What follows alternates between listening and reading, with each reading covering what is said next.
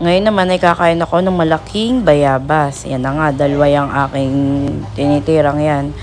Akin munang hihiwain ng bahagya. Yan. Yan naman ho ay aking nahugasan. Ganyan lang talaga ang kanyang balat. Yan. Pasilip-silip pa si mama eh. Akala mo naman eh. Yung sarap. Nakanta ako niyan. Bil na bil. Yan. Ginahit ko nga ng gayaan. Masyado maingay lang dito sa amin. Daan na namang mga nagsisiuwing galing sa trabaho. Yan, pinakita ko yung sili na may asin. Napakasarap na yan. Yan, sinawsaw ko nga at yun na. Sunubo na. Ay, di pa pala. Yan, susubo na. Subo. Ganun. O, diga, sarap. Yan.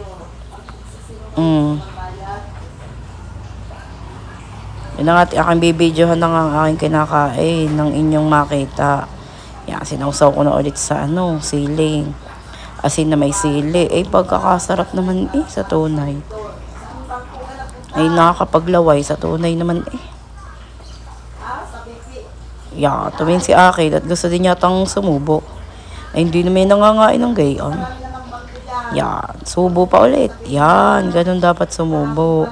Para mas, yummy. Yan. Pinakita ko na lang ulit para kay matakam. Pala uli si aking papansin. Diga, kasarap ng aking sinusubong iyan. Bayabas na malaki.